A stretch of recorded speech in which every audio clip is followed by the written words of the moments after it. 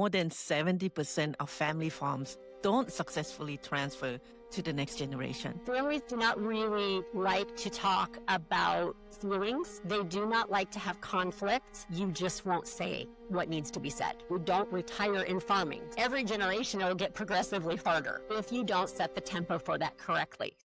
This is the Mastery Podcast with Dr. Sas, elevating health, wealth, and inner self. Welcome back to Mastery Podcast. Today's conversation is for every farm family who is thinking about passing down the farm and feeling overwhelmed about how to do it right. And there's no better person to walk us through this than Rena Striegel. She is the president of Transition Point Business Advisor. She's also a contributing writer for Farm Journal and Progressive Farmer, two of the most trusted voice in agriculture. Rena, welcome to Mastery Podcast. Thank you. It's so good to see you. I always love it when we get to spend time together, and it's even more exciting that we get to spend time together and talk about one of my favorite topics and something that I think is that we should be talking about more frequently. So I'm so excited to be with you today. Yeah, me too. No better person to talk about succession in farming than Rena for sure. But before we get into that deep topic, Rena, I know one of the reasons a lot of farmers trust you so quickly is because you're one of them. You grew up on the dairy and hog farm in Iowa, right? That's right.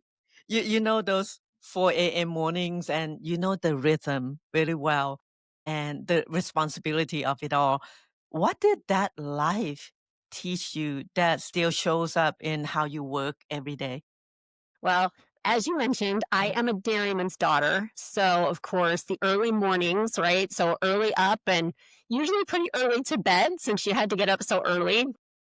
That's definitely been one of the things that has been the rhythm of my life. I'm still to this day a very early morning riser. I believe in getting things done very quickly. My grandmother always bragged that she could get a half a day's work done before anybody else would even get out of bed. And I still find myself, kind of challenging myself to get up and get going and get a lot done. And so that still kind of drives me. But I think probably, and really any farm kid will have this very similar experience of working very closely with family, which family in and of itself is a challenging dynamic. And of course, working with multi-generational family members. So you've got the young ones that are trying to get things going and the older ones that are trying to keep things steady. And then you've got all the chaos in between. So there's just a lot of things about that life, working hard, working diligently, doing a good job, making sure that you care for things and leave things better than what you found them. That has been a thread through my whole career in life. And I'm so thankful for that background, especially considering that I get to work with farm families today, because I certainly do understand the challenges they face. I have a lot of empathy for it since it resonates very closely to my own experience. And I think it's just something that there's a lot of commonality for anyone who's grown up in agriculture in America. Yeah, that is so true. And you mentioned it before. If there's a farm girl or farm boy, everybody wants to hire them, right? Um, and that's exactly why I wanted you here today, because you know so much about this subject. You lived it. You worked in this industry yourself as an adult for the last 20 some years. And so let's talk about that, Rena, about successions, how that feel and how that feel emotionally. And it's sometimes it can be heavy. And so statistically, right? We were talking about that before we hit recording. And according to USDA Farm Bureau and multiple university grant, um, at multiple grant and universities, more than 70% of family farms don't successfully transfer to the next generation. That's correct. Yeah, Yeah. that's awful. That's a pretty grim statistic.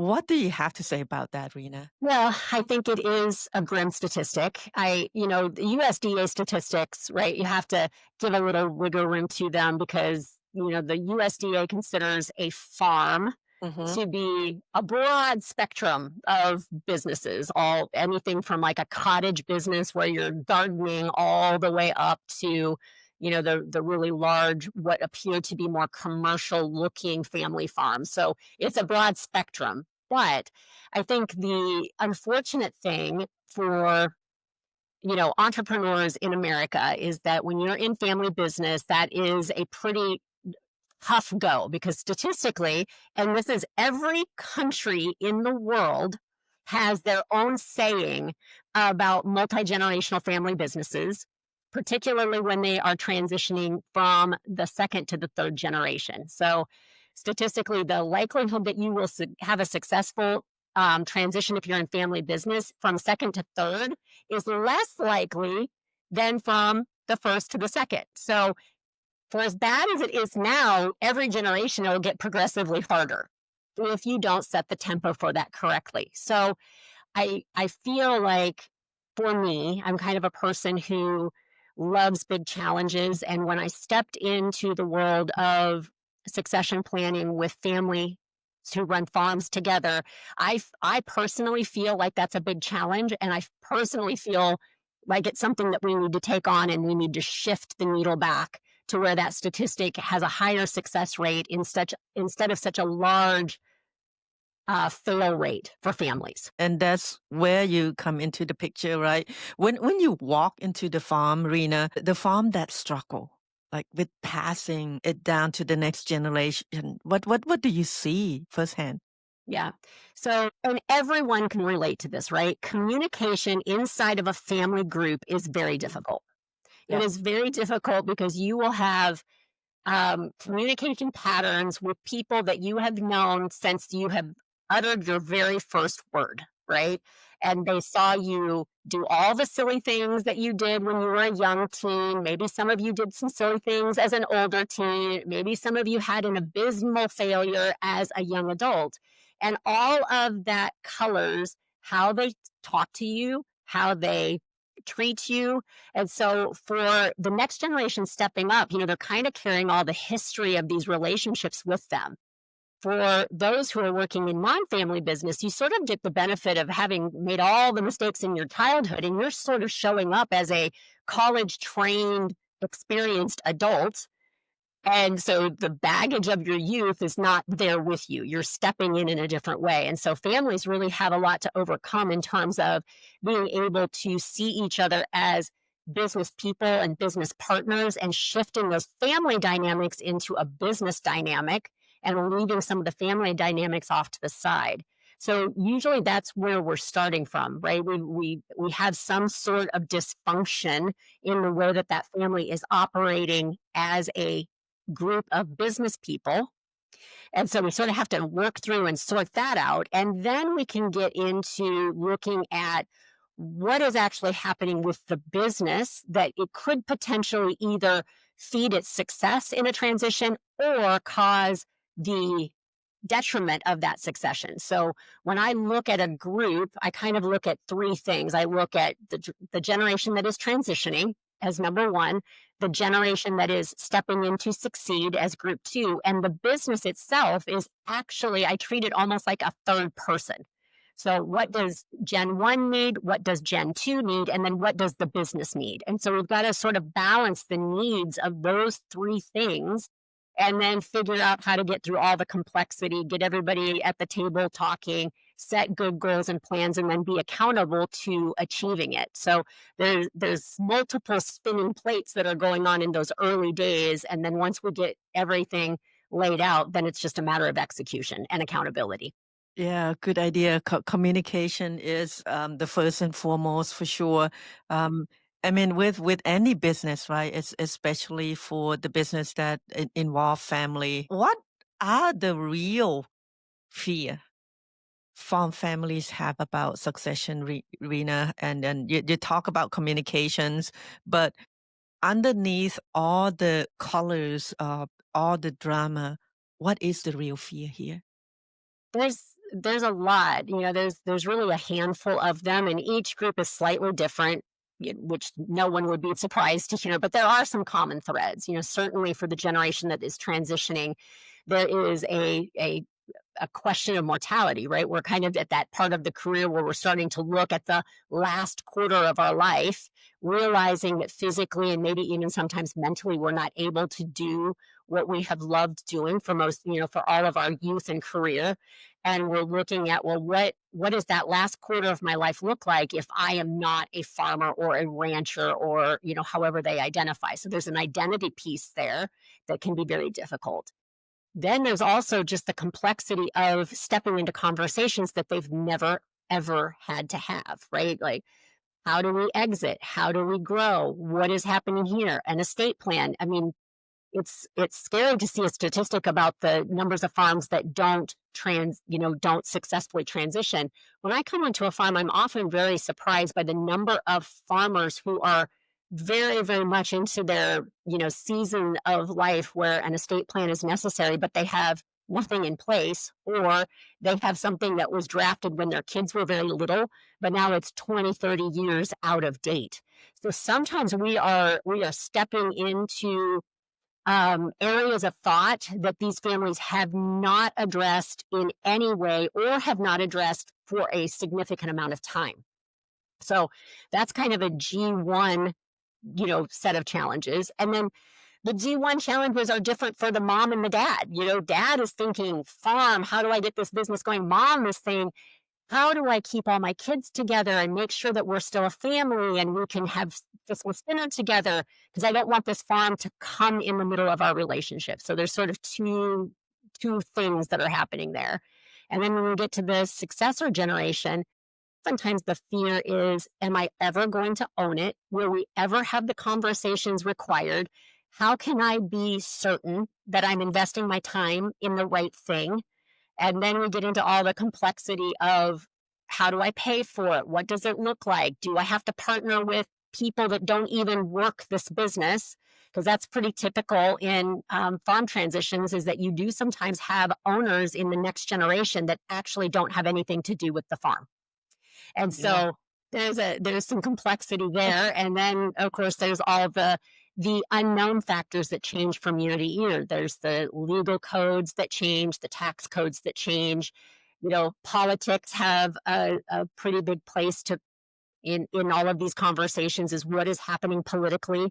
And all of those things can cause a complete and absolute slamming on of the brakes that will freeze a family in place from making the decisions and putting things in place that they're going to need, usually sooner rather than later, because this is one of the big problems, is that families wait way too long to start these conversations and to get plans in place. So lots of things that we could talk about inside of that. Those are just some of the real high level ones. And then, you know, then we can get into all the not so common ones, like what happens if we've got a successor that's on the farm, but he or she has financial problems or has an addiction issue, right? There's lots of things then that also can complicate things. So, Yeah, a lot bundle uh, of things.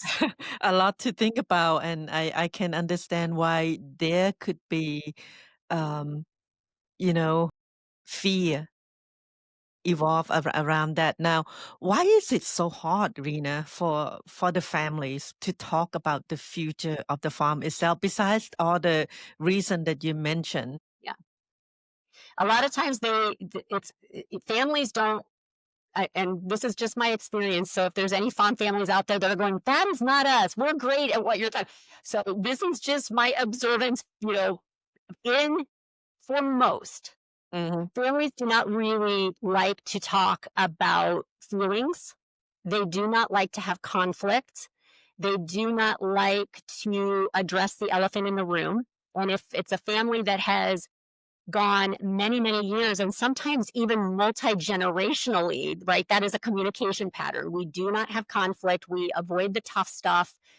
We just keep on working and hope it works out somewhere along the way. If that's a family that functions that way, these conversations where you really have to address what's happening and you have to acknowledge who is sitting around the table and what they may or may not be able to accomplish is very difficult because it feels super personal. Feels Yeah, very, very personal. And if you have poor communication, it's it's going to be personal, right? Because we don't have the right. language to be able to take it and make it kind of a thing we're talking about enough to make it feel like it's not about me. So there's a lot of things inside of that too that can just paralyze people because if you're afraid that by saying something that is true, Mhm. you will create more problems for yourself or for your family, you just won't say what needs to be said. And that Yeah. can be very difficult. Yeah. And a lot of people that you came across, like you say, they waited too long. So when you waited too long, it's really difficult because you have a lot to think about in such a short time period. And with the experience that you have, Rena, what are all the things that you came across besides the thing that you mentioned before when family waited too long and don't plan ahead? Yeah. So I like to use the example of being on an airplane because we've all experienced when an airplane has a lot of runway and it's a beautiful day and it touches down and it just slides right to the gate, right? It's very lovely. It's not stressful. You sometimes even can land and you don't even realize that you landed, right? It can be that smooth. And that is the benefit of a long runway. However, have also been on those airplanes that tried to land on a short runway where you hit the ground, you slam on the brakes, you push forward, the seatbelt chokes you, your drink, if you still have it, goes flying, your book goes flying, everything. And everybody, you can literally hear everyone gasping as it comes to a stop. So it is the same in succession planning. When you give succession planning time, it allows for each decision to settle a little bit before you need to make the next one. It allows everyone to adjust into that rhythm. You have plenty of time to have conversations. Your professional team is well prepared. You really get a chance to um, test things before you pen them into law, so to speak.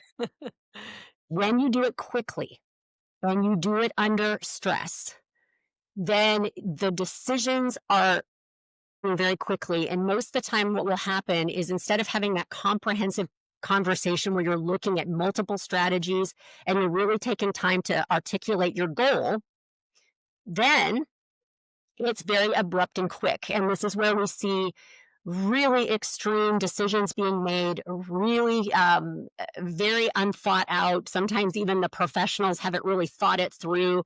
They're kind of just recommending whatever the latest and greatest thing is, and they're putting kind of smushing these families into strategies that may or may not align with what they ultimately want to achieve.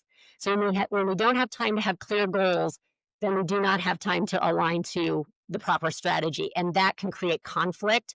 I've talked to a lot of lawyers that say that their offices are full of documents that have never been signed. And that usually is because the strategy did not align with the goal, and the client couldn't see how that strategy was going to work. Or there was something that was still in there that we hadn't talked through that is needling them to say, gosh, if I sign that, I, I don't trust that what I want to happen will happen. So that time is super important for all parties. It's even important for the organization itself because when you have time to prepare your successors, you have time to prepare the organization. Usually in the next generation, we are expanding that business. So it might be grandma and grandpa in G1, it might be two brothers and their wives in G2. But by the time we get down to G3, we probably have a cousin collaboration, right? So we Right. may have an uncle and cousins, and so if that business does not have the time to expand to be able to take care of all those families, then we also see a lot of stress. It's stress on the business and it's stress on the operators. And so we want to make sure that we give time and thought so that we have let everybody expand into the roles that they're going to have to fill as a part of that transition. Yeah, absolutely. A lot to plan in advance. Now, Rena, from everything that you've seen so far, what is the biggest mistakes that families make throughout this process? Well, it's a pretty simple one. They just don't ever start. There's a very common saying in agriculture, and I hear this all the time, honestly. I will be talking to someone who has no planning in place, and I hear, "Well, you know what? They'll just figure it out when I'm dead." And that Yeah. is, I probably hear that. I wouldn't even be able to know how many times I can hear that in a year sometimes. And so that is the first mistake, right? Is that the work seems too hard, so we just don't start at all. So that's mistake number one. Mistake number two is that sometimes they do the planning, but they don't really take into account how the next generation will fulfill the wishes of the prior generation. So let's just say there's three kids, right? And two of them work in the business and one of them does not. And we put all three kids, regardless, they're all three kids into ownership of something. So let's just say it's land. And we put the non farming heir and two farming heirs in a land entity together, but we don't take the time to spell out how that should work. Who gets to make the decisions? How do we handle profit? Can we put debt on that land? Can land be bought and sold in and out of that entity? We don't take the time to think about it. So now all of a sudden we've got these two farming heirs and a non-farming heir. And let's just say that non-farming heir lives in California and the farm is in Iowa or Arkansas or somewhere in the Midwest. If I'm sitting in California and I know that an acre of land in California is 50, 60, 70, $100,000, am I really going to believe that land rent in the Midwest is less than $300 an acre? Mm. Probably not. And I'm going to have conflict with my siblings because I'm going to think that someone is trying to take advantage of me as an heir. So we have to think through, how will the next generation work together if they are legally tied together? And that is sometimes it's not very well thought out.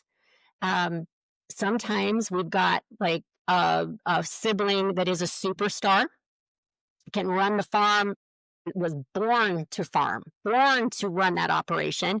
And we have another sibling that maybe isn't quite as talented, right? Maybe has a hard time showing up for work. Maybe doesn't really think they even need to work because they own a farm.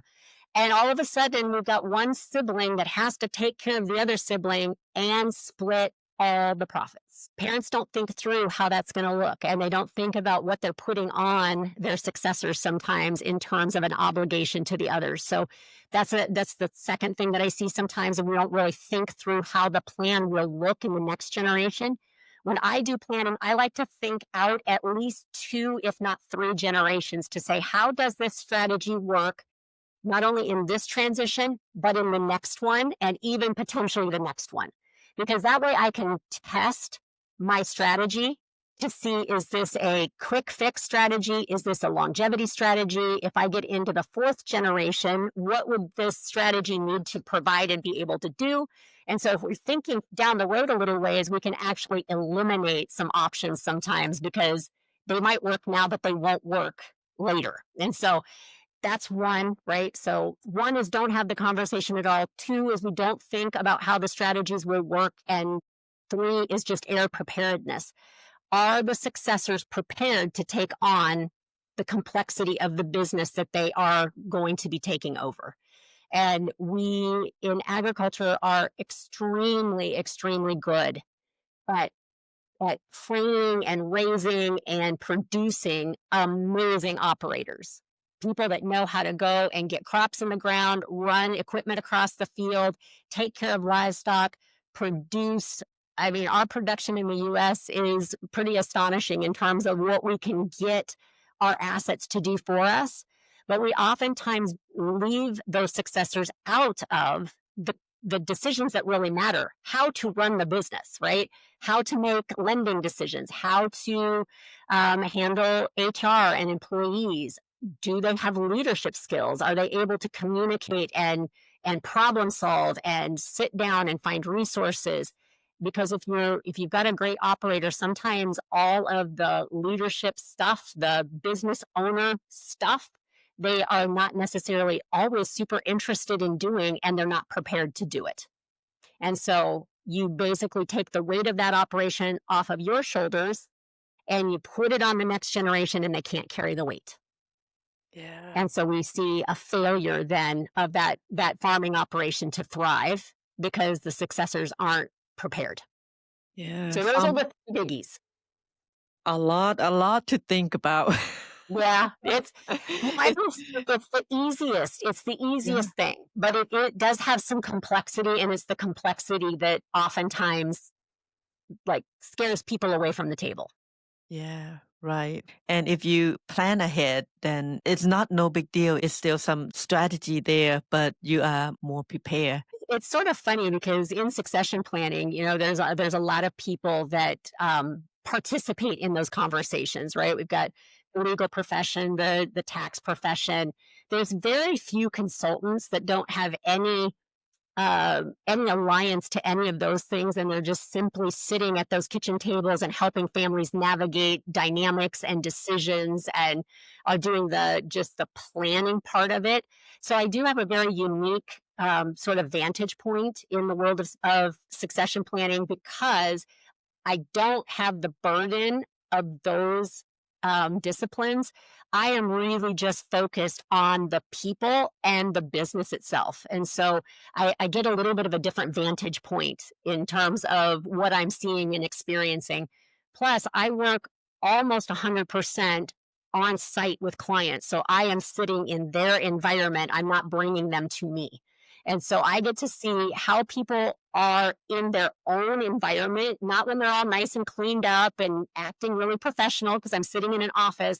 I get to see them when they're in their own environment with their own people, and so I always laugh that the first time I go out to visit someone, I'll walk away going, "Oh my gosh, this is going to be so easy. These people like each other. They're so sweet. They're getting along." And then the second time I go out, then I get to see all the real stuff, right? They don't pull out the red carpet the second time, and that's when I hear the thing I didn't tell you about the last time you were out here is, and then I'll start to hear all of the stories that bubble just right underneath the surface. And then I'll like, oh, here we go. This one's gonna be good.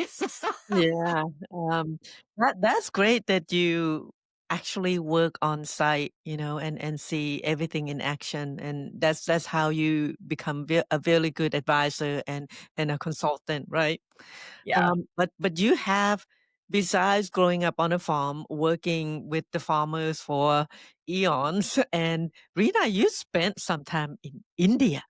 Yes, I did. I Right, right. spent time in India twice, actually. Yeah. Yes. And you told me the last time we spoke, you said you work with organizations like the Ford Foundation and the Oxfam, Yes. right? And how does that experience really shape the way you sit through we spoke about it, sit through the tough family conversation, through your work with the farmers? Yeah. I think that international experience, and I firmly believe that anyone who has the opportunity to leave the country and be out of the country for a period of time is going to get a very eye-opening experience in terms of how the world views us as Americans, and to see what our place in the world is. Because when we sit in America, we're very proud of being Americans. We're very proud of what we do. We're very proud of the history that we have. However, sometimes we're not very in tune to what the rest of the world might think about us, and how they see the way we are moving through the world. And so that I think was probably one of the greatest things. When I went to India the first time, I was a very young woman. I was just, finishing my college career. And so hadn't seen a lot of things. I had only been away from home for 3 years during college. And now all of a sudden I was in India, you know, doing some pretty big things for a girl who, just a few years ago was feeding calves and, just going to school. So that was great because at that time, the borders weren't quite as open, travel wasn't quite as easy, and so there was a longing for things that were American because what they thought about us was actually pretty funny to think back on it now, but there was a lot of excitement around things that were coming out of the US. 20 years later, I went back and got to experience it as a career person. And, obviously the world had gotten much smaller during those 20 years. International travel is very common. You can easily come and go between India and the United States. And so the mystique of the US was no longer present, but there was a high drive to do business with the US. And so my being able to sit in India and watch how they were doing business with us was really cool. That was a really neat experience. It really showed me that sometimes our business acumen about international business is not what it needs to be, because everyone in India was trying to do business with someone outside of India. And in America, we are a little bit more insulated that way. We don't really think so much sometimes about the client that could be outside of the country. We get kind of a short focus. And so one thing that has been great in having that experience and now working with farm families is that farming is shifting, ranching is shifting in exponential ways right now in terms of a desire to have more direct contact with the consumer. So instead of having all the middlemen that we have now in agriculture, there is a high drive to find that direct market and sell directly into that. And so that has been a wonderful thing that I can lean on is my experience in India to help farm families figure out those channels, figure out how to diversify to do that, figure out how to network in to places that maybe aren't super familiar or comfortable to do so, but how do we get into those connections? So that has been another really fun part of succession planning is helping to shift how we do business in ag and look for a more profitable way to produce what we want to produce, but just get paid more money for it. So that has been a really fun part of my experience in this industry as well. Yeah, absolutely. Who don't want to produce more and get paid more? Right? Absolutely, right? The Yeah. more hands that take a little bit out of it, Mhm. the less profit there is for everybody. And so where farmers are finding those paths, it's really exciting to watch the whole dynamic of that business change in a very short amount of time. Yeah, I can imagine. Besides that part of it, you also have said, all this experience that you bring from overseas and giving farmers a broader horizon, that's amazing. But there's something that you also said, it's 80% emotional and 20% financial. What do you mean by that about farm succession? Well, so farming is an interesting industry, and there's actually a professor in Columbia. He used to be at Iowa State University, and he writes about the emotional connection that a farm or ranch family has to land. So it I've worked in a lot of different industries, but to see the connection to land, the importance that land ownership has, the legacy that gets attached to that is really quite remarkable to watch and to listen to people talk about that particular asset.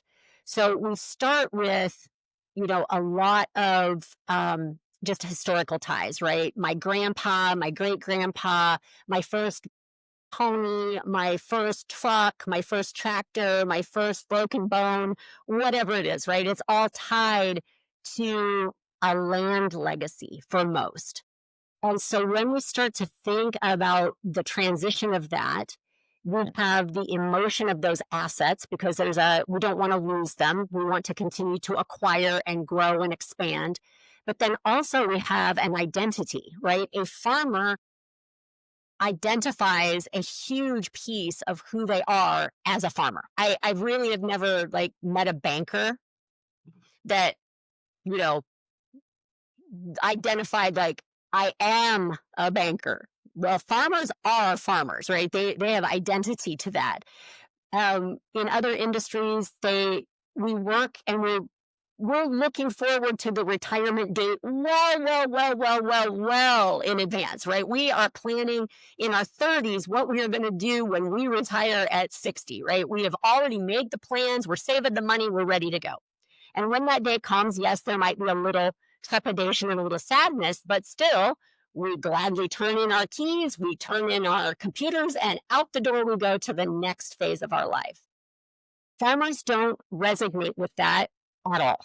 They do not resonate with the thought of an end date because you can't end an identity, right? So when we talk about retirement, that is kind of a dirty word. We don't retire in farming. So when the emotion of that sometimes is finding the language that resonates and to find the pathway that allows a person as they're maturing to shift into a different place of value. So in early years, it's about physical, it's about endurance. It can be sometimes it's mental, sometimes it's risk taking, sometimes it's a combination of all.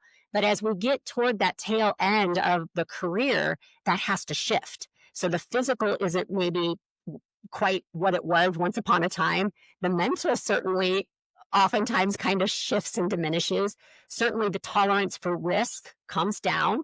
The tolerance for people in general sometimes starts to come down as we get a little older, but the identity is still there. So we have to figure out a transition plan that allows that operation to retain all that historical knowledge and that experience, the wisdom, and retain that while making sure that the next generation can step in to lead and bring their youth and physical capabilities, risk tolerance, energy, drive.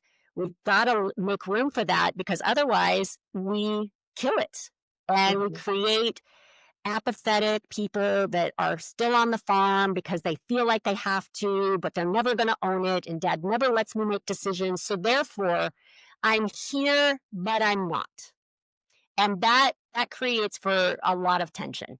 And it is not unusual to step onto a farm and see a person in their late 70s, 80s, and sometimes even into their 90s still retaining control of finances, decision making, leadership, purchasing decisions. That is not uncommon at all.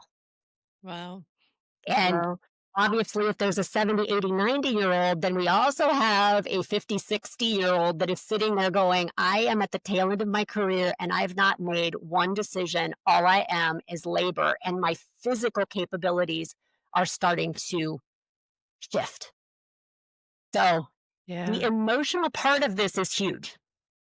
Yeah, I can It's huge. imagine. If we can get through the emotion and we can manage the mindset and we can manage some of the decisions about those things and we can manage the emotions people have about and with each other, then the tactical stuff of this is actually not that complicated. It is typically a goal. If a farm wants to transition it to the next generation, they want to do so in a cost effective way and they want to mitigate taxes as much as possible while retaining the ability to financially support that transitioning generation for the rest of their life. That's really the easy part. It's all the other stuff that is a little tougher, usually for farm families. Yeah, the emotional, the identity, and the clarity, right, of Yeah, all those emotional work, yeah, and, you gotta be clear on that. yeah. Clarity and certainty are a huge factor of this, right?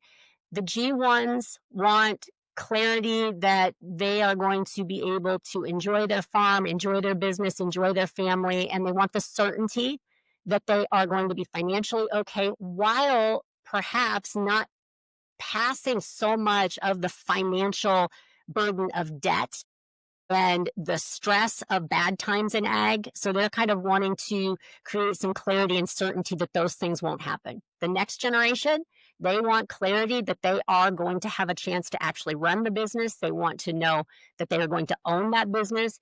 And then they want to have the tools to know how that will happen. And they want the certainty that if they stay and invest their youth and their time and, you know, start raising families in that environment, that will be something that they can count on. So if we can't create clarity and certainty throughout that whole family group, then we typically see a lot of dysfunction and a lot of disappointment. Mhm. Yeah, absolutely. Now, can you share with us a success story of the clients that you work with for many generations, for example? Yeah. Yeah. I could start. My favorite families to work with are the ones that start very early. They have like that long runway that I was talking about, right? And usually I am meeting the next generation of farmers when they're very young, maybe even in their 20s. I worked with one family that had their oldest one was just turning 20 and their youngest one had just turned 12. So, being able to start with a family that's very young and be involved in the development of those leaders, develop them into business owners and help to shape that, help to organize the farm, create strategies, work with them on strategic planning, and help to ensure that that operation is growing while they grow. And so those are always really fun. I'm just completing a generational transfer for one of those families probably next week that we've been working on that for 10 years. So when the oldest one was 20, he is now 30.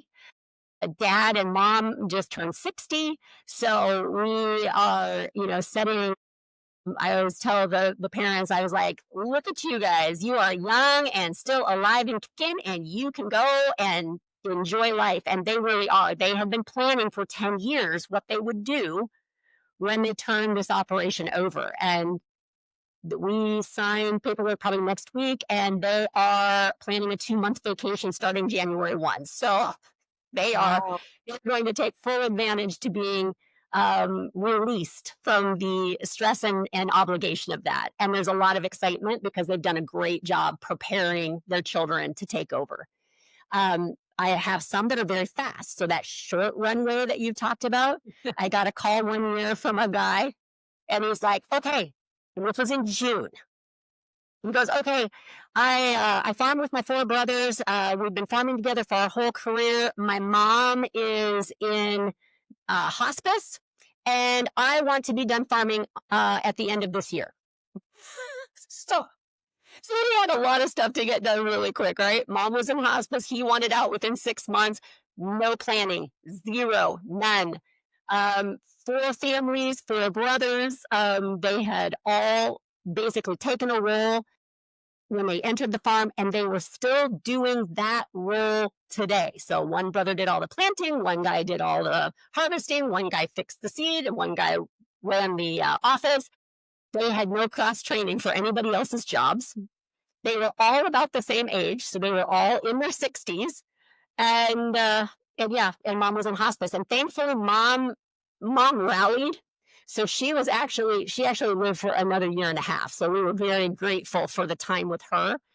We did get the brother out at the end of the year as planned, and now we've got exit strategies for all of them, and that family's doing incredibly well. The reason why that could work, though, is those brothers really came together to work well together.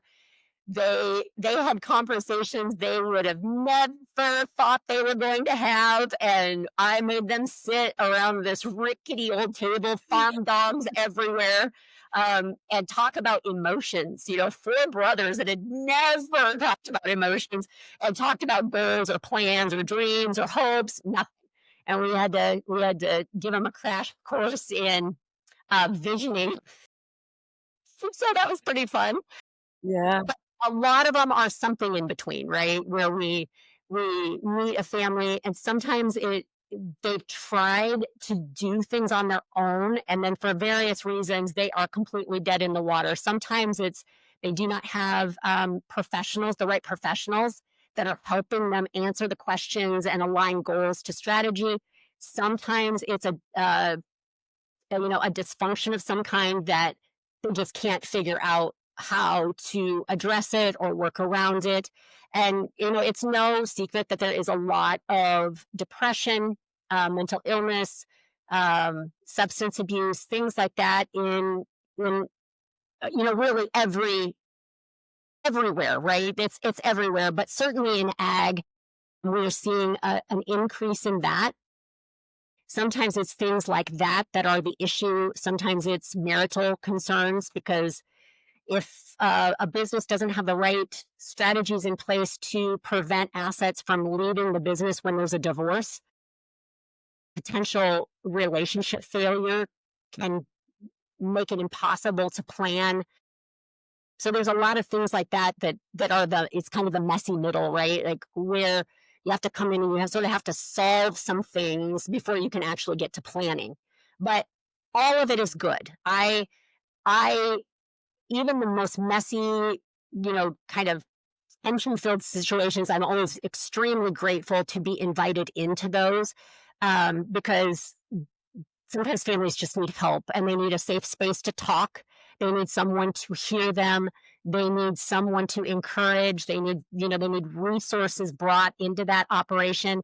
And farm families just by sort of nature are very private. And so reaching out to help is very difficult sometimes.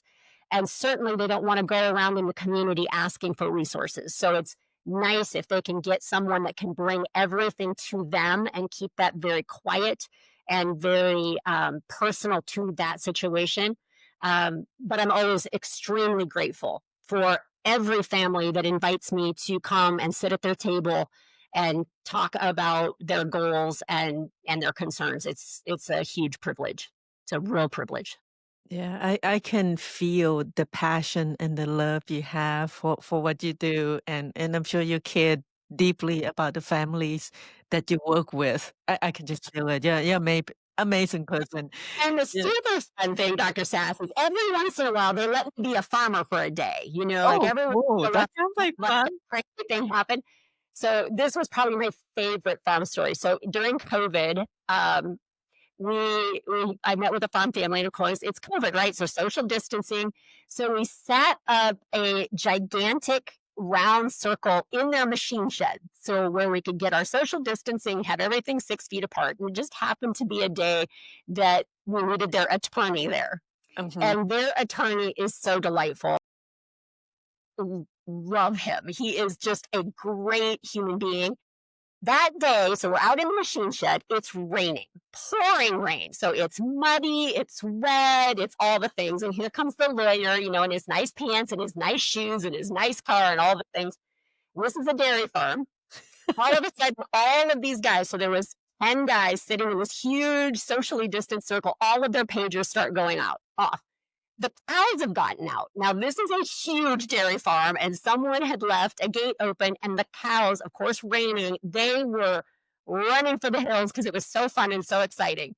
So out the door, all the guys go, and I just looked at the lawyer and I was like, well, come on, we're at a farm. We go put the cows in.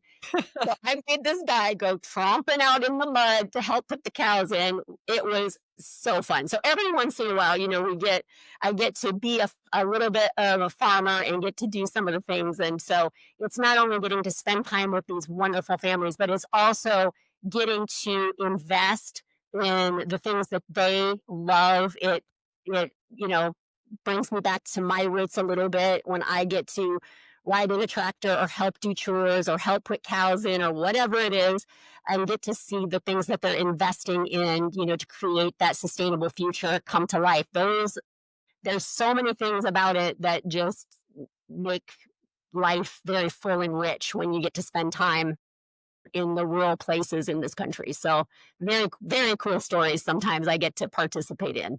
Yeah, that sounds like fun. I never been really truly around like cows before. I know when I was growing up, my grandparents, they had some pigs and some chicken and stuff like that. It is fun. It's fun growing up like that, and I'm sure it bring up some good memories for you. Oh yeah, Yeah. yeah, and the farm of my youth Mhm. is very different than the farm of today, right? The Yeah. technology and the decisions, right? When you talk about creating a next generation farm business owner, you are talking about a lot of things both that are very historical in nature as well as having the needing to have the ability to adapt to technology and AI and international markets and just a lot of things that were not necessarily upfront and present, not even just a few years ago. And now we are in the age of autonomous vehicles and drones and AI and a lot of very cool tech. And it is all out there and present for this next generation of business owners to sift through and figure out what is applicable to us, what should we be adopting, and what should we pass. And all of Yeah. us struggle with that, right? There's an app for everything, as they say, and to know what you should be using is difficult, even for those of us who have very simple lives. And it's very complex when you get out into the world of ag and big machinery and big acres and a lot of things that they are going to have to sift through and adapt to really quickly. I can imagine, all those, oh my gosh, the huge machines, the tractors, and now the drones, and yeah, AI is everywhere, with every type of business, and I can imagine in ags, it would be, pretty complicated. Let me ask you this though, Rena. You get invited to speak nationally, I do. in from major agricultural organization, and you also speak on podcasts. You run a podcast for I farmers. do. Yes. So a lot of interesting conversation you come across for sure. Now, can you share with us what you see through those speaking engagement and being on the podcast, interviewing different farmers and stuff like that? What are you seeing farming families struggle with across the country right now? Well, it's interesting that each different area of the country struggles with different things. Mhm. When I'm working, out west, or I'm working, in the south, in some places of the country, water is the biggest concern. Because it doesn't matter how many acres you have, if you can't water the crop to grow on it, the acre doesn't really matter that much, right? So their primary concern is, do we have the water that we need to run our business well? So some places it's that. In other places of the country, it's labor. It's like, can we get the labor that we need to do this work? So I have a dairy farm that is in Massachusetts. So Massachusetts, they are 1 hour from the Boston airport. Not a lot of dairy kids being raised 1 hour from the Boston airport. And so they are struggling very hard with sustainability simply because they cannot get labor. And the the acres that are around their farm are so expensive. They also have a hard time acquiring what they need to be able to handle manure management and things like that. So, each part of the country sort of has its own challenges. Here in the Midwest, we're facing a pretty steep increase in land prices. We've got a lot of landowners that are not farmers any longer. They are absentee landlords, and so there's some complexity that's getting kind of creeping into everything, that each part of the country is kind of having its own battle to figure out the solutions to those things. So that's another cool thing about what I do, is I get to sort of see the challenges of each area, which affects families in different ways. There's also part of the country that are really tied to history and how they did things. I have worked with farms that are 8 generations deep now, right? 8 generations have Wow. farmed that. And when you're working with a family with that kind of longevity, there is history there that sort of directs how we will step into transition. And sometimes those pieces, those sort of transition legacy, are not going to work in the next generation. And that is a real brain bender for a business owner, saying, well, my dad and my grandfather and my great grandfather all did this, but now you're telling me that I can't do that, or that's not going to work, or I'm putting my family and my farm in jeopardy. That's a brain bender. So, so sometimes there is that piece of it that we have to do a lot of educating and a lot of allowing space to absorb new information and process and think and slowly adjust, because what they thought was going to happen is probably not possible. And so that requires some patience to allow people to ease their way into those types of challenges. So yeah, it's every place has something different. Every state, every state has different regulations. They have different expectations for estate taxes. There's different tax laws. Employment law is a huge one in agriculture. What you can and cannot do, how you must pay, how you must take care of an employee. Every state has something unique about it that creates a challenge for someone running a business. And so some states are super friendly. Other states are not so super friendly to agriculture. So every farm I step onto, we have a whole new dynamic that we get to help a family navigate. Yeah, there's no one size fit all kind of deal, right? No, Yeah. no, but that can be one of the big challenges is that when you talk about the people side of it, Mhm. there really truly is no one size, right? Because Mm, every yeah. family is going to have a different number of players, different personalities, different skill sets, different history, different disappointments, different goals. When you look at the tactical side of it, though, the tactical side of it sometimes looks very, very similar. And sometimes when professionals just try to take a sort of and I'll air quote this, a standardized template, right? To say you put your land in an entity, you put your operating assets, you do this, you get a trust, and you kind of do this standardized protocol. That does not allow for all the complexity that's over here somewhere, right? It does not address all of the things that we talked about on the people side. So what I really appreciate when I'm helping a family is when I can get a team of professionals to come to the table and sit together, right? So hearing the perspective and the dynamics of the people, hearing the roles, taking into consideration tax, legal, structure, just taking and having that team of professionals brainstorm with all of that information. Because a lot of times a lawyer might say, well, we should do this, this, and this. And a CPA, if they're sitting at the table, will say, well, that won't work because that will create a tax consequence of X. Well, what happens when those people are not sitting together is the farm family may be in the lawyer's office and he says X, Y, and Z. Then they go to their CPA and they say, well, the lawyer wants to do this. And the guy says, well, why would you want to do that? Because that's going to create a tax consequence. Well, now here is the farm family that has very little understanding of the language, the tools, the outcomes, the tax codes. And they're sitting there going, okay, you say no, that guy said yes. Now what do we do? So if the CPA puts up a different option, well, then the farm family has to go back to the lawyer and say, well, the CPA says this. Well, you can immediately see what's happening, right? Now we are ping ponging this farm family in between professionals, and it won't be very long before the farm family just says, this is too complex.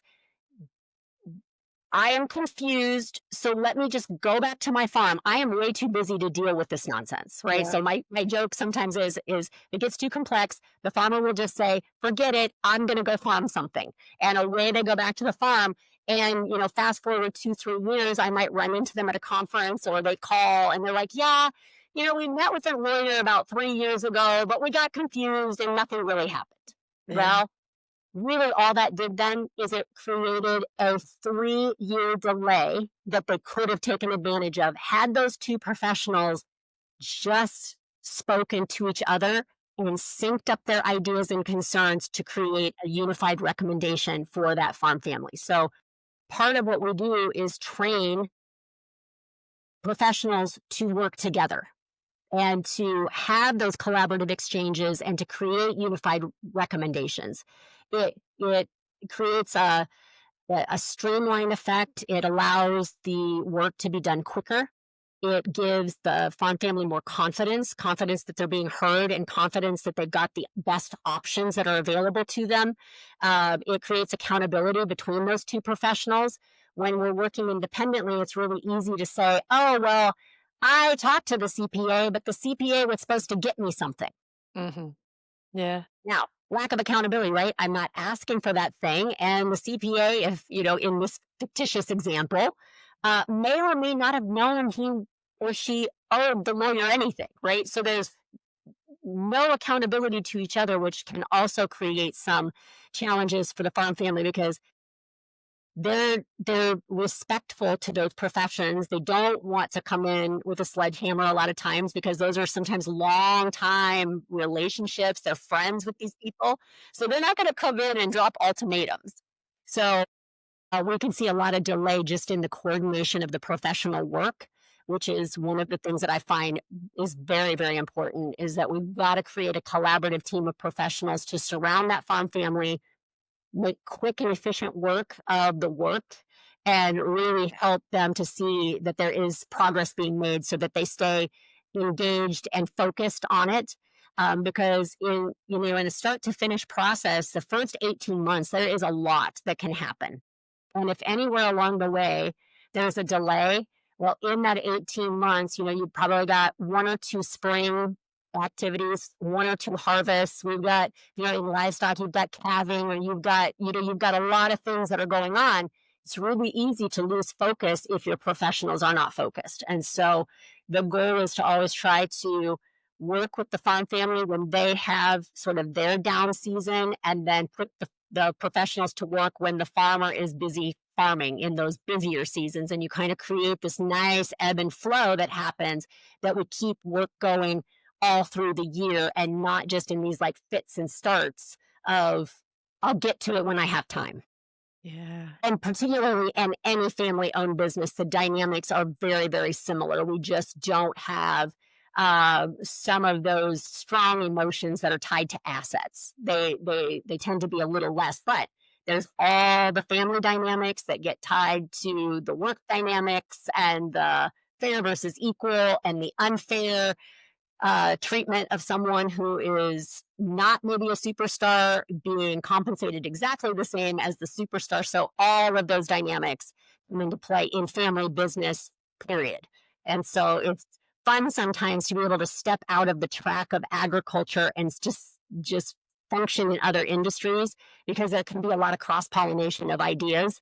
Um, when you are getting exposed to things that are happening in other places with other types of businesses. So I'm very fortunate to get to step into a business suit sometimes instead of cowboy boots and play in Yeah. different arenas to help families just all across the country make sure Yeah, that their yeah, businesses. yeah, yeah, you got a fun job, all right. And, let's go back to the farmer. You created this awesome program. Yes, So yeah, so farmers can prepare themselves, if they don't have an opportunity to work with someone like you, for example. You created something called the DIRTT project, the DIRTT smartly project. named DIRTT. Can Yes. you explain what that stands for, what that means, and who it can help? Yes. So, one of the big challenges in agriculture is that lots of rural areas and not always professionals in those areas that are trained and have experience to, step in and be kind of those boots on the ground professionals to help a farm family. Plus, by nature, farm families tend to be very DIY, right? They like to do it themselves if they can. So, a few years ago, I was sort of challenged. I was actually challenged by that USDA report that you referenced, which was we had X number of farms that were not prepared to transition. It was billions of dollars in assets. It was, at that time having a family farm loss rate that was pretty staggering. And I thought, man, this is a problem. Like there is not enough of me. There are a lot of them and they all need help. And so I felt really convicted. I mean, I just felt sort of like this kind of call of the heart almost, that we needed to create something that was going to be able to be put into their hands, be comprehensive in nature, give them all the secret sauce, basically, right? To say, we are going to hold nothing back. I'm going to give you everything that you need to do this work. Whether or not you work with me, that's immaterial. And so we started that in 2019, sort of taking a very close look to how I consulted with families, and we were looking sort of at repetition, right? So success leaves clues, and we were trying to grab all of those pieces of what do most farm families need, what do I do with pretty much everybody, and we just started creating and documenting that process. So along the way, of course, when you're there in person, you're able to have those conversations. And so you're kind of collecting data and making the decisions, and you're not necessarily always documenting that. So that was probably the biggest thing, is that I had to think through, okay, when I am on a farm, what do I talk to them about? What questions do I ask? Because we needed to create then the workbook that would allow them to almost pretend like I was sitting there talking to them, and all they had to do was answer questions and take the next step. So we started that in the fall of 2019. Of course, 2020, we all know what happened, Mhm. and the world got disrupted for just a little bit. That When I was thinking about that, originally I was thinking, well, we'll just do some grainy videos on my cell phone. We'll create some downloadable worksheets, and that'll at least start to tie it together. Well, when we got locked down, all of a sudden, I'm kind of sitting in my house, and I'm a person that travels a lot, and all of a sudden, I'm sitting in my house, and I am staring at the four walls that I usually don't see for more than 2 or 3 days at a time, and I'm like, well, now what am I going to do? I mean, I'm bored, number one. I thought, well, great. I actually have time. So instead of doing the grainy videos and the downloadable forms, let's actually put together a program. So this is, I think, is kind of a fun fact of my backstory, is that I actually graduated from college with a theater major. So I, of course, love creative things, and I like to do creative things. And so I all of a sudden had plenty of time to play. And so I gathered up all of my unemployed buddies, right? So the graphic designer, the videographer, the creative director, this person, that person. And I said, well, we're all sitting here with nothing to do. So help me create this. And so I had some amazing people that I would have never been able to work with had it been normal time.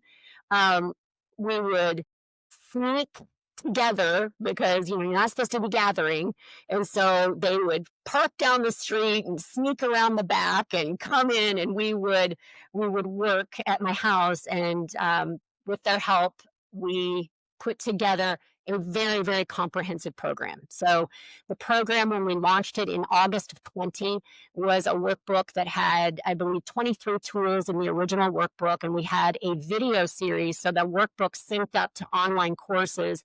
So we launched with 23 online courses that was me talking to them and guiding them through the workbook. So they got a little bit of me, a little bit of work, and they could pause the video. And the videos are, okay, now pause the video and talk about this. Pause the video, do this. And so I sort of it was me virtually guiding them through that process, teaching them how to identify professionals, handle dysfunction, set goals, talk through tough things.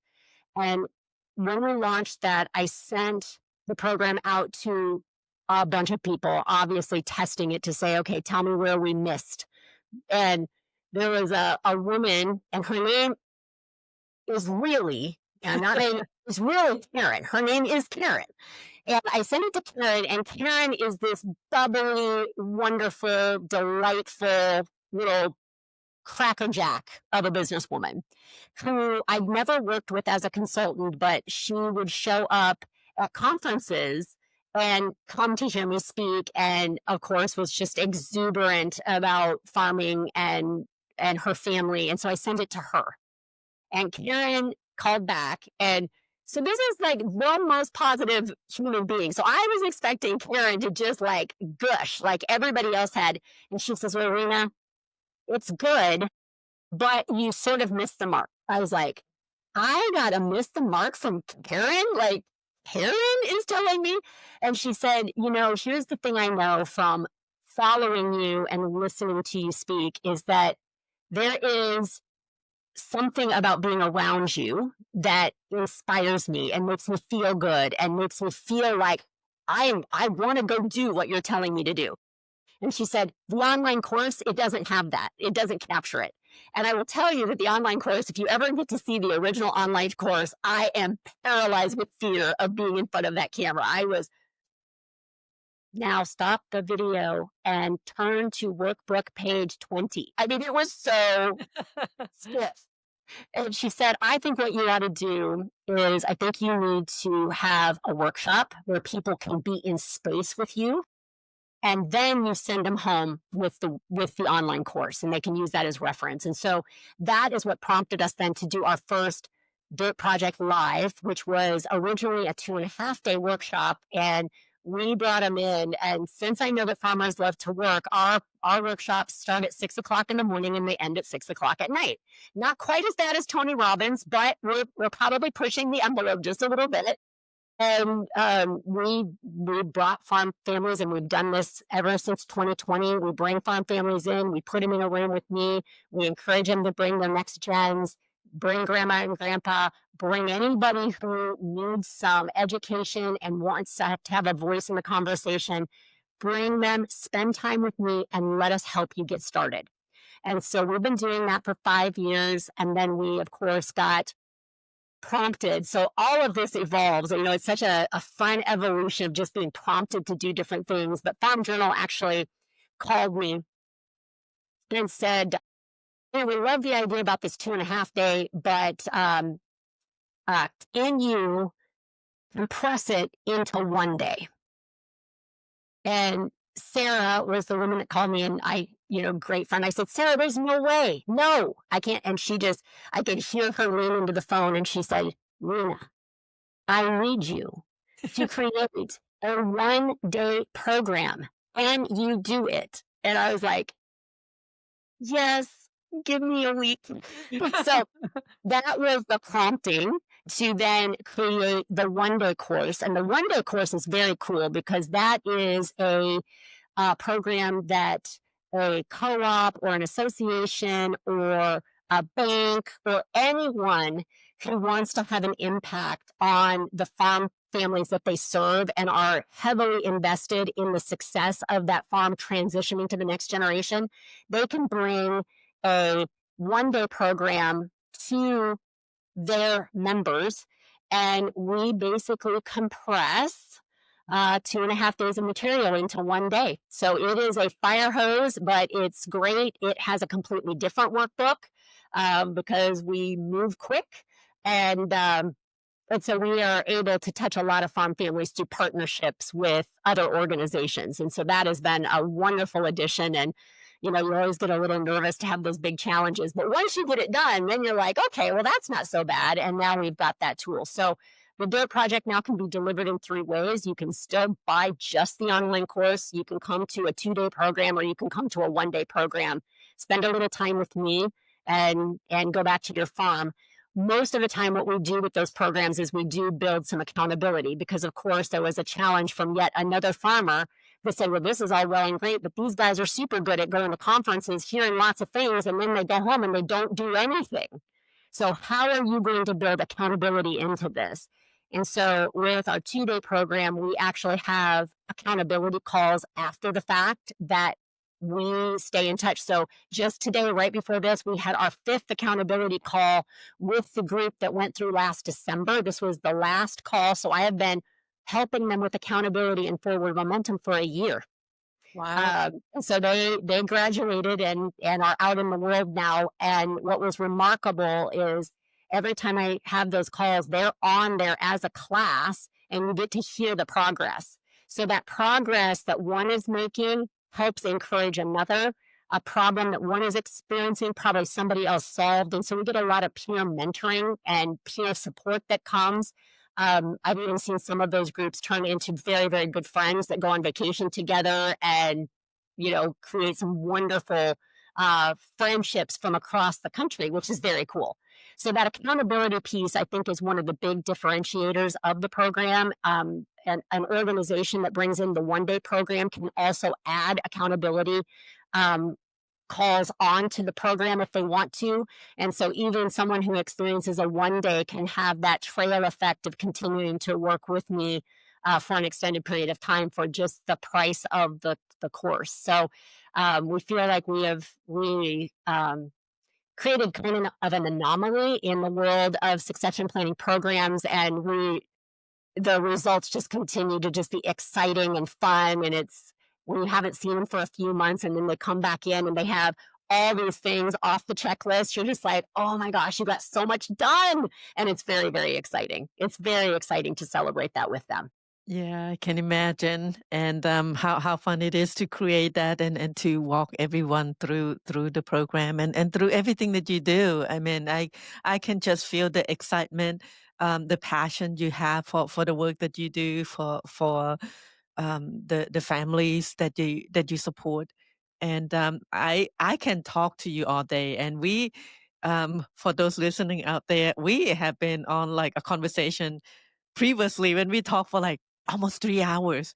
It's like, Yes. you're so fun. For those people who have a chance to spend 2 days or 1 day with you, I encourage you guys to Yeah. do that. And I will Yeah. tell you too, Dr. Sass, that one of the things that when we created the DIRTT project, like it's very easy to create a course and then it just sits, right? And it just sits, and eventually over time it's stagnant, it dies, it's not relevant anymore. And so, we had a lot of fun coming up with the acronym DIRTT. And so, of course, when you are dealing with a program that has dirt in the name of it and you're in agriculture, you come up with some funny things.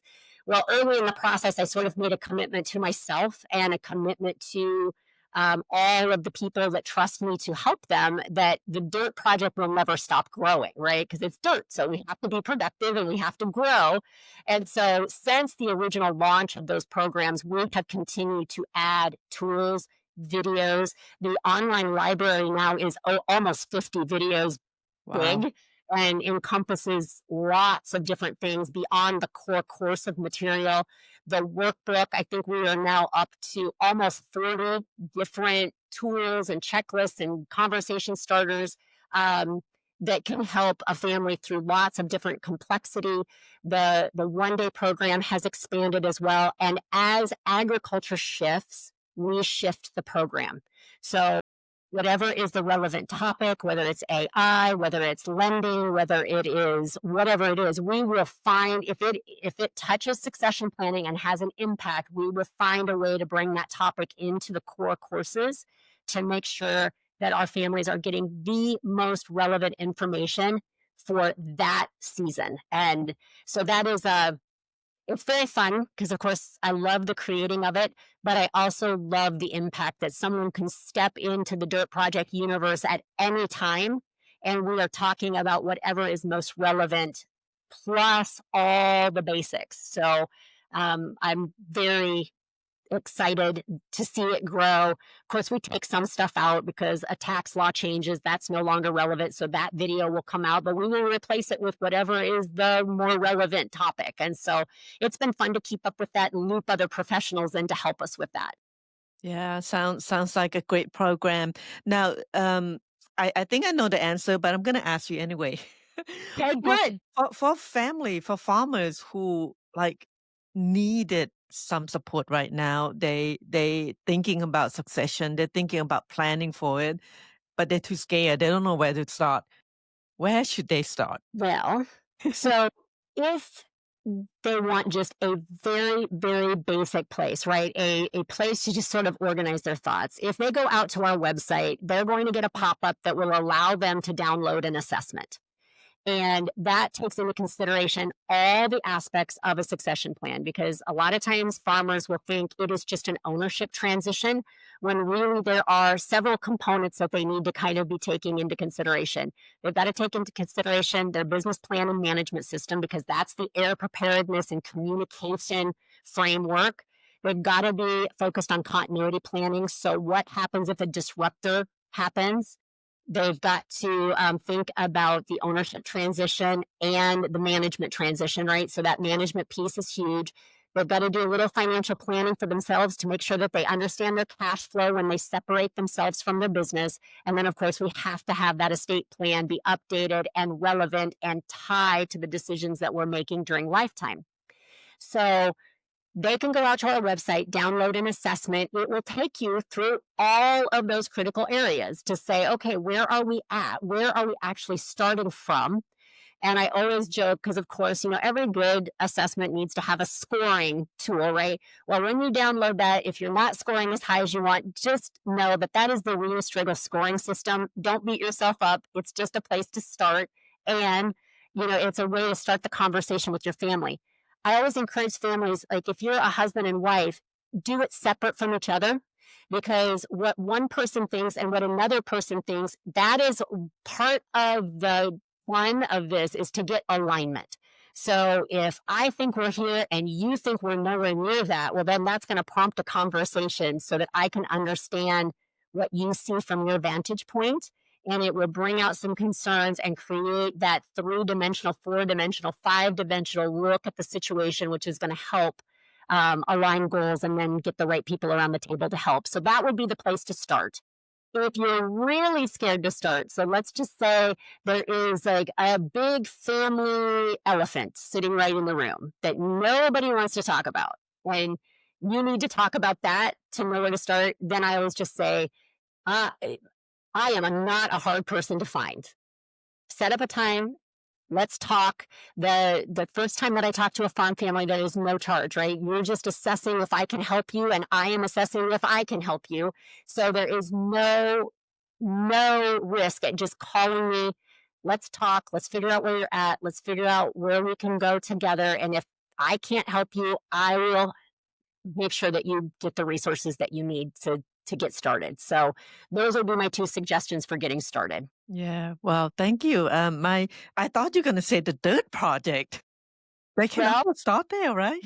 Well, the DIRTT project, we do those programs twice a year. So we've got our next one is coming up in March. So it's March 3 and 4 in Minnesota. But winter time is the time for most families, right? We're coming out of the field. We've had Thanksgiving. We're kind of wrapping things up and getting equipment put away. And now we're sitting and looking at the next 4 months. Okay, and this is usually when farm families want to start. So if you are sitting there going, we want to start today, then that would be what I say. If you know you're starting and you want a platform to start, then yes, the DIRTT project would be great. We would love to see you. We take really good care of you. We are going to work you, but you will walk out of there with a roadmap of some decisions will already be made. You will have a checklist. You will know what to do next. And then you'll get, accountability support and resources that I can bring to the table for the next year. So it is whether you want to start now or start in 3 months, I would just love to talk to you and help you get started. Awesome. Great. Thank you, Rena. And you have a personal website, it's renastriegel.com. And then also the Transition Point website Yes. that we're going to put all the links in the show notes there, where you can get a hold of Rena and where can you find all the resources that she provide, even free resources. And I wish I can talk to you some more, but we are um over the hour here. Yes. Yeah, in terms of free, I will just say, we do have a lot of resources. So if you're just trying to gather your thoughts and kind of try to figure things out, we've got videos out on YouTube. We have got articles on our website. We are really content heavy. So please see if there's something there that will help you. And again, I drive around a lot. I love it when people call me and keep me company while I am driving. So just, if you are a person that just would rather have a conversation, please know that that is available to you. You're amazing, Rena. And anyone out there, farmers in transition, succession, find Rena's link below and reach out. And you better build yourself a long runway than to have a short runway later, right? Yeah, And we definitely want to stop the breed of farms. We want farm families who want to maintain that lifestyle and that Mhm. career, we want to make sure that they can do that. There's a lot of obstacles. There's a lot of scary things right now, maybe that we've not seen in any other time in our history. And some farm families are feeling very sad about whether or not that they will be able to continue. So we want to help those that we can help, and we certainly want to start switching that statistic from a 70% loss, fail rate to something that's much, much, much, much better than that. And so Yeah. we are excited to talk to organizations of every size. We've worked with itty bitty, 60 cow dairies all the way up to, you know, farms that are almost undescribable in terms of their size and scope. And so we work with everybody from the biggest to the smallest. We do not discriminate. The only thing that I look for is a willingness to plan and a willingness to do the work. And when we find that, regardless of the size of your business, we want to step in and be able to support you. So, um, so don't decide, don't rule yourself out. If you are a farmer that wants to put a plan together, please, if we can help, give us a call. Take action. And thank you so much, Rena. Is there any other last word you want to give to farmers out there before we sign off? Yeah, I think that what you just said is really really important. Take action. It is so easy to say we will get to this after Christmas. We will get to this after a conference. We will get to this after spring planting. We will get to this after calving. We will get to this after our summer holidays. It's so easy to find the next thing to wait for and put it off. And there are a lot of resources. There are a lot of organizations, people that want to help, that are willing to get you, but just do not put it off, because every minute that you waste is a minute that you just lost. And as we talked about earlier in this podcast, it does take time. It Do not wait for a disruptor, an injury, a death event, a fractured relationship, something that's going on in ag to, be the prompt. It is so much easier to do this when everyone is healthy and whole and able-bodied and of sound mind than it is to do this work after someone has already um, left the conversation or is prohibited from joining the conversation because of an event. So we want to get started. We don't want to waste time. We want to take advantage of all the time we have. And so just don't waste another minute. And definitely it's time to take action if you're stuck or haven't started or have just put it off for a while and need to get the machine going again. I just always encourage, like, there is no good time. So just make now the time. Yep, just do it. Thank Just thank yep. Thank you so much, Rena. Thank you so much for your time, for your knowledge, for your advice. Amazing, amazing. You're just literally a wealth of knowledge. Thank you so much. You're And welcome. we signing off. Dr. Sass signing off. Keep mastering your health, your wealth, and your inner self, because how you lead your life is how you lead everything else. Bye for now.